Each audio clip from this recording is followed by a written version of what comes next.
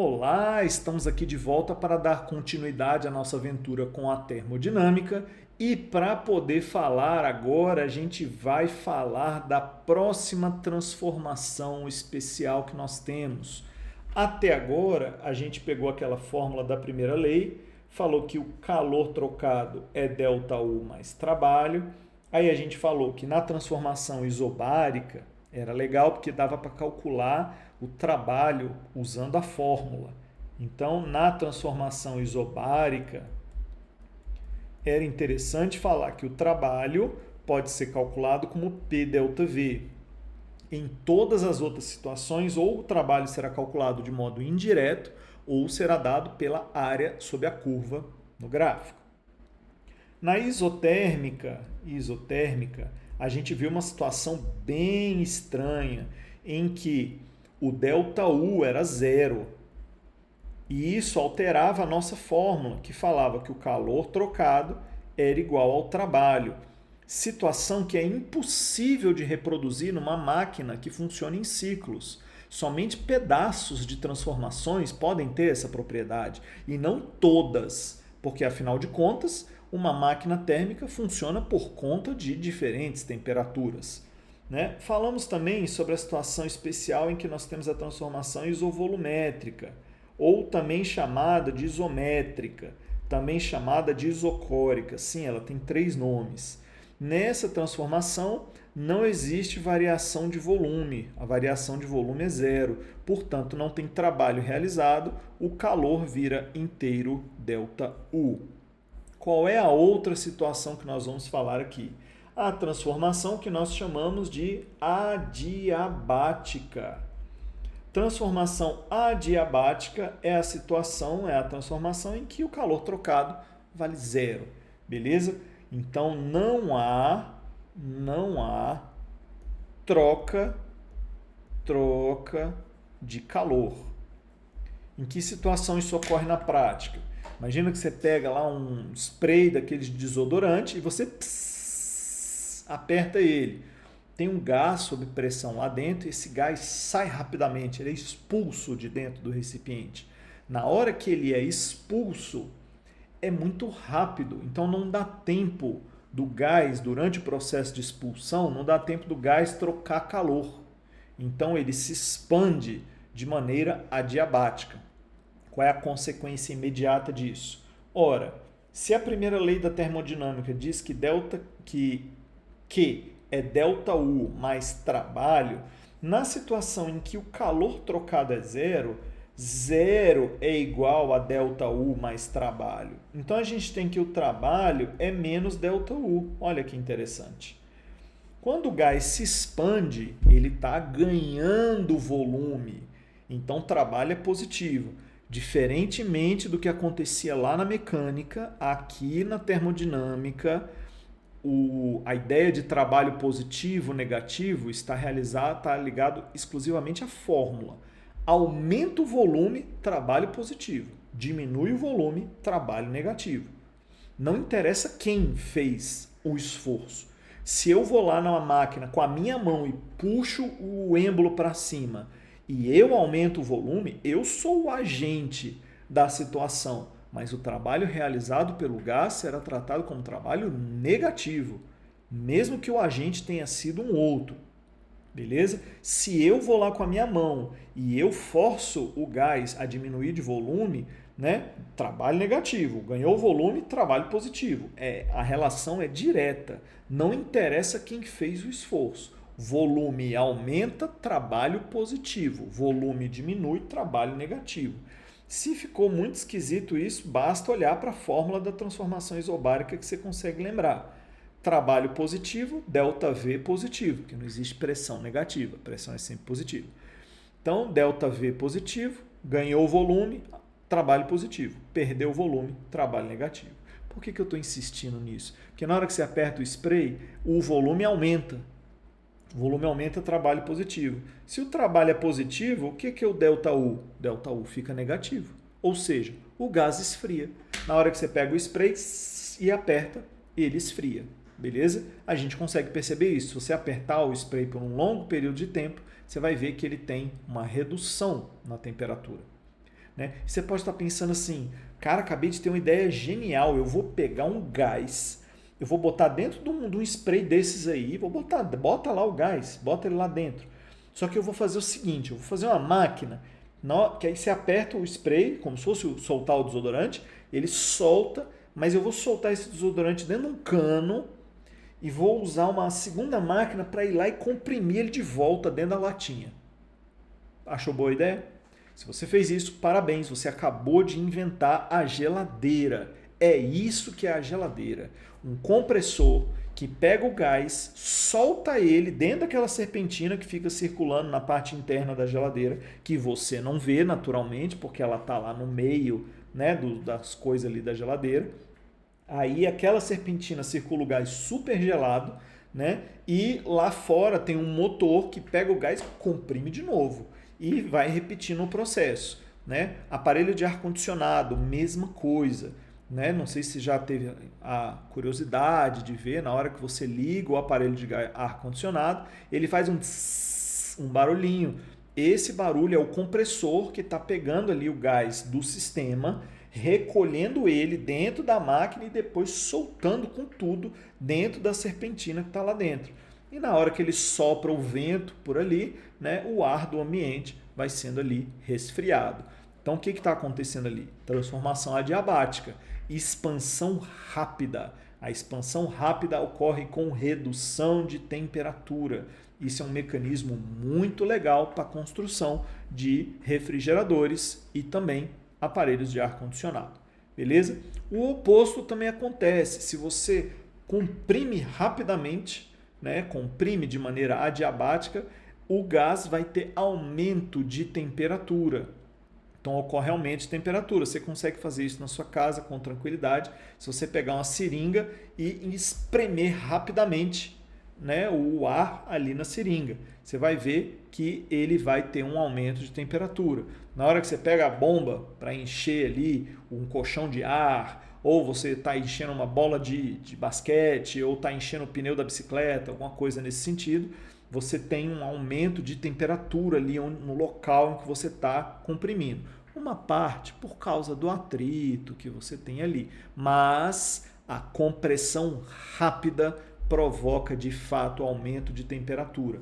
Como eu sei disso? Compressão significa redução de volume. Se o trabalho é negativo, ΔU é positivo.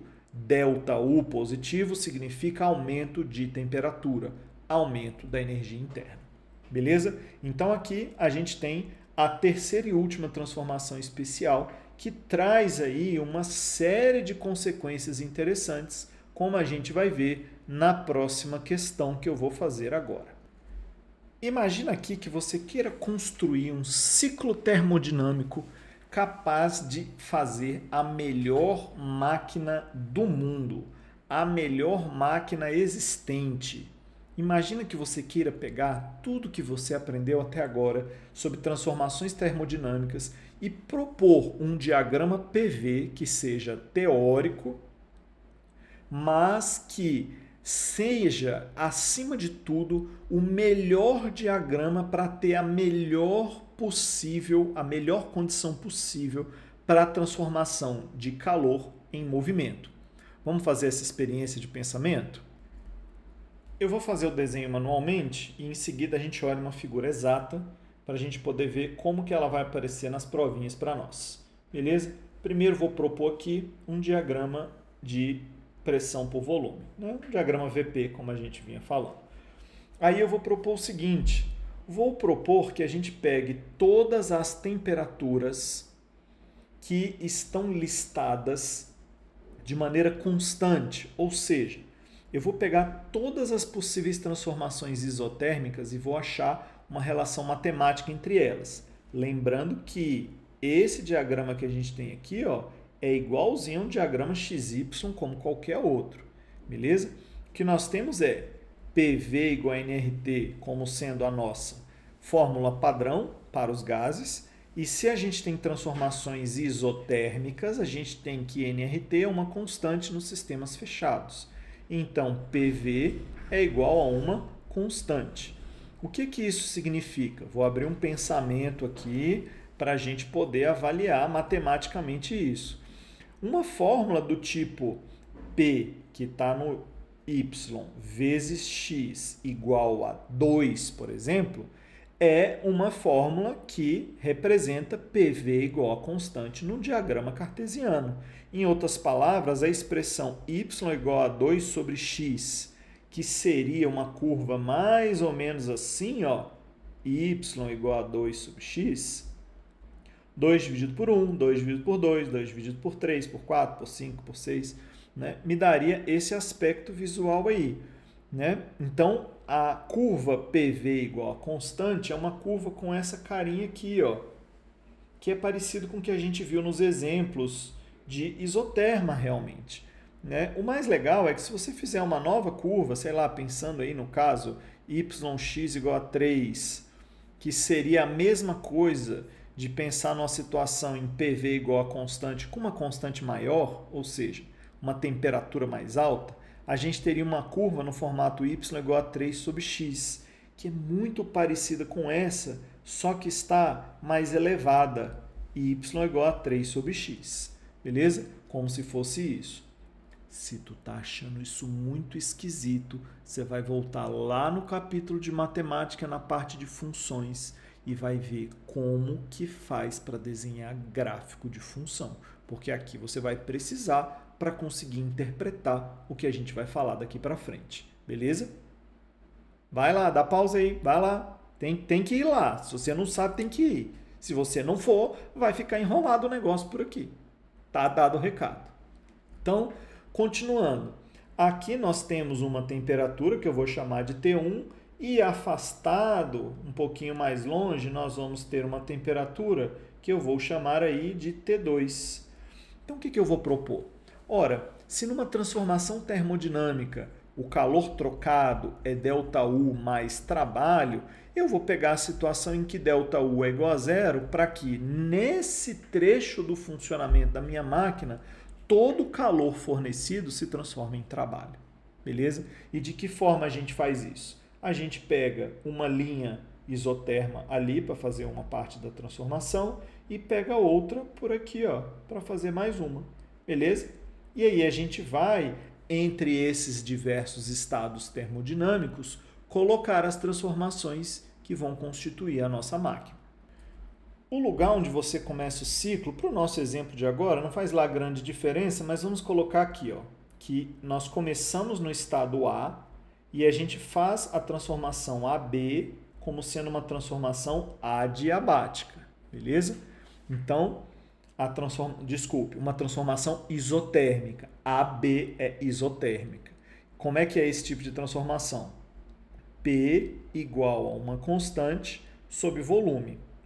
Que constante é essa? Um número que depende da temperatura, nRT. Beleza? Aí a gente vai fazer depois o gás sair do estado C, que é esse outro aqui, até o estado D, também isotermicamente. Para quê? Para ter o melhor rendimento possível. As transformações que eu preciso agora para completar esse estado teórico que eu estou inventando aqui da minha cabeça, vai ter que ser uma transformação que ligue o B no C, e uma transformação que ligue o D no A.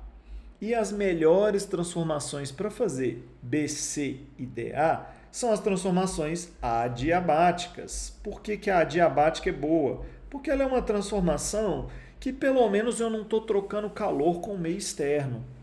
Então, por isso, ligar duas isotermas em duas adiabáticas produz o melhor ciclo termodinâmico possível para análise de máquinas térmicas. Por que isso ficou famoso?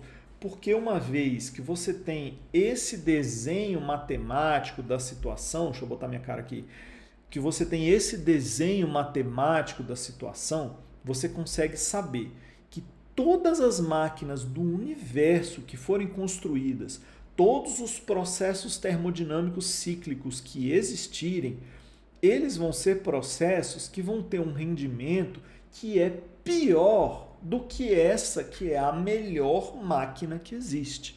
Esse foi o raciocínio do Carnot. Eu sei lá como é que teria que ser o formato do cilindro, sei lá se é um cilindro, será se eu teria uma coisa com a área variável, se eu não sei se teria um mecanismo ali para puxar um negócio para cima, para baixo, eu não sei como isso seria construído, mas eu teria que construir a máquina de forma que ela sofresse uma expansão isotérmica, sei lá como eu vou fazer isso na prática, como é que eu vou fazer um gás e expandir, diminuir a pressão, aumentar o volume sem trocar a temperatura. Aí eu vou ter que pegar depois fazer uma transformação adiabática, ou seja, super rápida, para trocar de uma temperatura para outra. Como é que eu vou fazer isso, né? Na prática, vou pegar um spray para soltar, vai ter um... Como é que vai ser isso depois da expansão isotérmica? Não sei como constrói, nós não sabemos.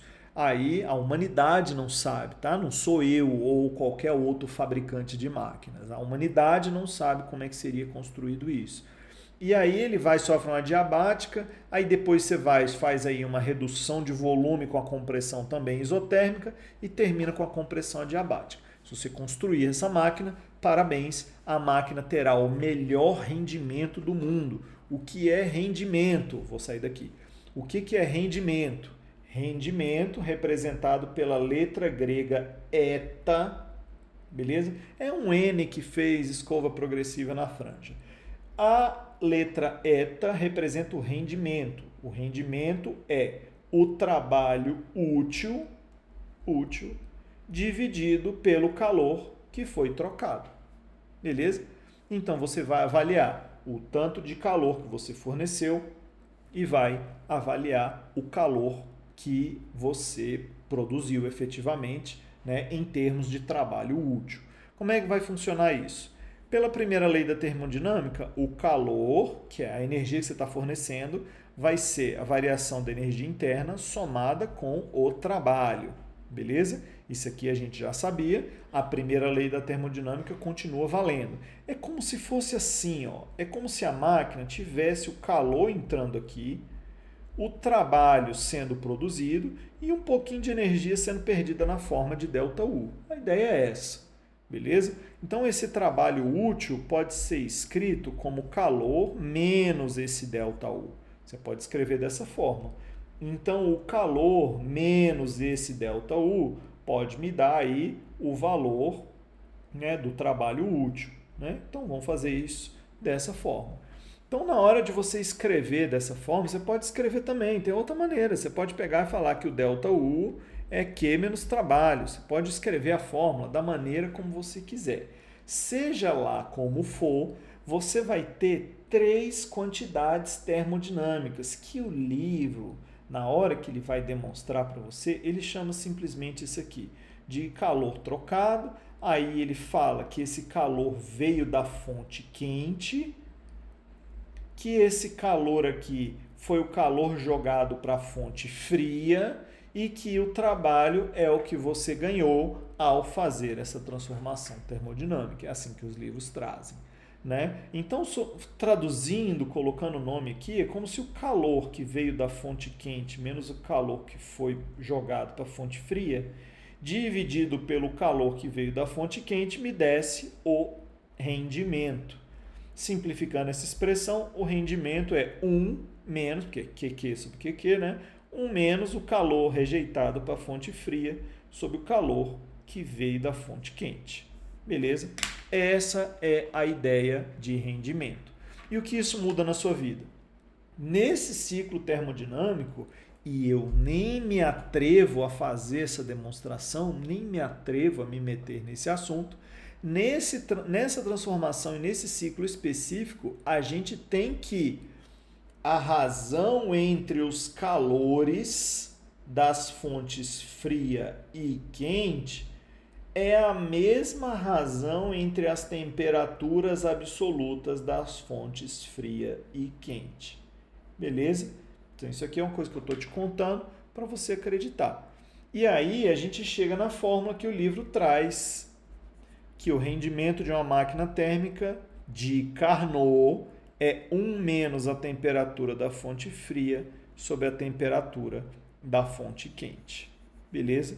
Ou seja, para saber o rendimento dessa máquina ideal, que é a melhor máquina do mundo, basta conhecer a temperatura absoluta.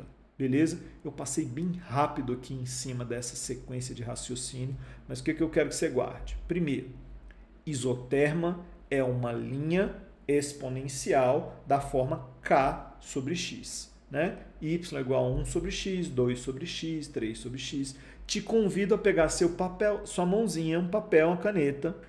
Faz lá. Vou desenhar o gráfico da função f de x igual a 1 sobre x. Aí você vai lá e desenha.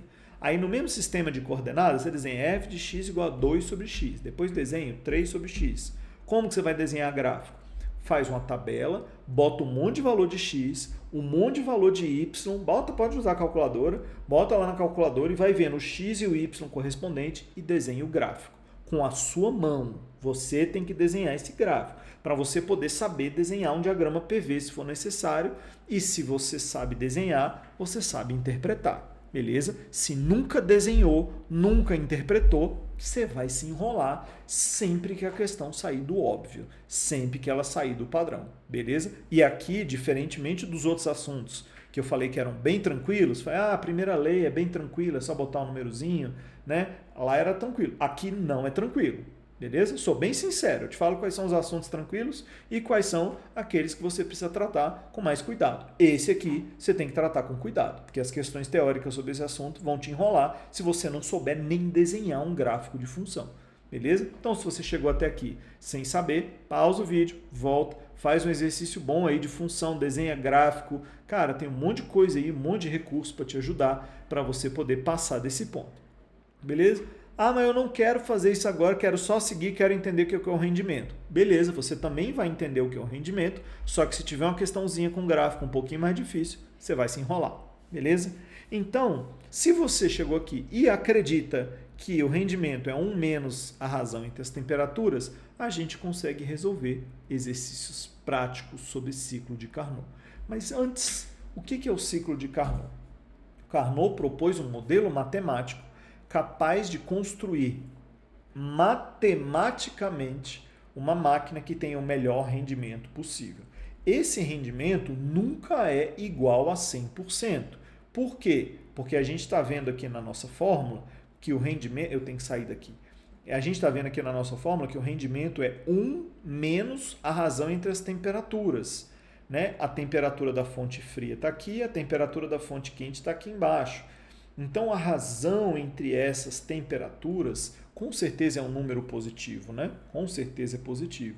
E com certeza é um número menor que 1. Afinal de contas, a temperatura da fonte fria, com certeza, é menor do que a temperatura da fonte quente.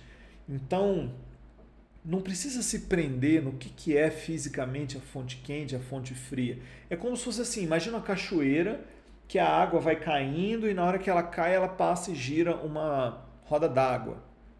Então, conforme a água vai caindo e gira essa roda d'água, a gente tem aí um trabalho sendo realizado e aí a água vai ter uma reduçãozinha na velocidade do rio ali e aí você tem os balanços de energia envolvidos. Aqui na máquina térmica é a mesma coisa, o calor vem da fonte fria para a fonte quente, e na hora que ele atravessa pela máquina, um pedaço desse calor se transforma em trabalho, será aproveitado como trabalho. Então, para ter o calor fluindo, eu preciso ter duas temperaturas, temperatura da fonte quente, temperatura da fonte fria, beleza? Não temos claramente isso. Eu vou ter aqui um balde com água a 100 graus e aqui outro a 300 graus, até porque não tem água a 300 graus.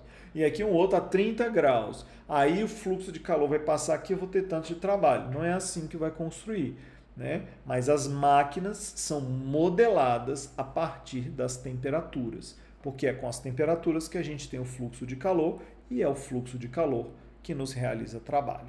Beleza? Esse é o básico do ciclo de Carnot. Vamos resolver um exercíciozinho de exemplo antes da gente finalizar, para a gente ficar seguro em como é que isso aqui vai ser cobrado? O esquema representa trocas de calor e realização de trabalho em uma máquina térmica. Os valores de T1 e Q2 não foram indicados, mas deverão ser calculados durante a solução dessa questão. Considerando os dados indicados no esquema, se essa máquina operasse segundo um ciclo de Carnot, ele quer saber quanto seria a temperatura TI da fonte quente. Beleza? Primeira coisa a analisar é o calor Q1 vale 4.000 e o trabalho realizado é 800 joules. Primeira lei da termodinâmica, o calor que entra na máquina é o calor que sai da máquina somado com o trabalho, beleza? Q1, Q2, Q delta U e trabalho, Q da fonte quente, Q da fonte fria, tem várias maneiras de escrever a mesma coisa, beleza?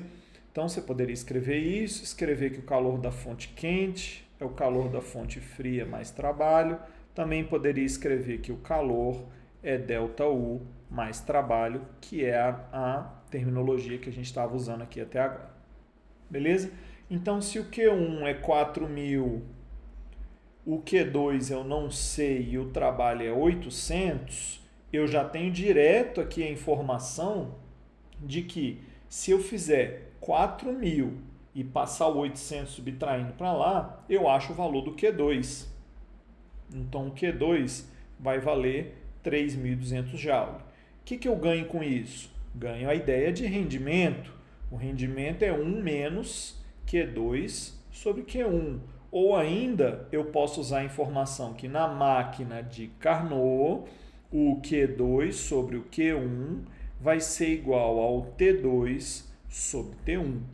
Então, esse calor Q2, 3.200, vai ser igual, dividido pelo Q1, que é 4.000, vai ser igual à temperatura T2, que vale 300, dividido pelo T1, que é o que ele pergunta. Fazendo a continha, a gente vai pegar o T1, ele vai ser 300 vezes 4.000, dividido por 3.200. Fazendo a continha, você vai chegar exatamente a 375 Kelvin, que é a opção que consta na letra A. Beleza? Então, essa aí é a ideia central de aplicação do ciclo de Carnot. Normalmente é bem artificial mesmo, sabe? Ele vai pegar aí e falar, a máquina funciona assim, o nosso modelo é desse jeito aqui, os dados são esses, aí você vai lá e usa o conceito. Beleza? E o que você deve guardar é que a máquina de Carnot é uma máquina que não existe, mas é um modelo matemático que representa uma situação que seria a melhor possível. Beleza? E aí, para que isso serve na prática? Na hora de você construir uma máquina, se você conhece as informações de calor trocado, você consegue avaliar por meio das temperaturas se essa máquina está tendo um rendimento bom ou ruim, comparando com o rendimento da máquina teórica de Carnot. Beleza? Era isso sobre máquinas de Carnot. Achei bastante complexa aqui a conversa, né? Mas a gente vai falar na nossa próxima aula de um assunto realmente emocionante, que é o que faz a transformação adiabática ser o que ela é. Beleza? Aí eu vou deixar uma série de sugestões para vocês assistirem na próxima aula, de coisas se vocês quiserem se aprofundar, mas que é uma ideia central para a gente usar para conseguir resolver problemas desse tipo de parte da termodinâmica. Beleza? Obrigado pela atenção de todos. Acredito aí que resolvendo mais alguns exercícios a gente consegue encerrar esse assunto e finalizar, finalmente, a termodinâmica. Valeu, falou, até mais.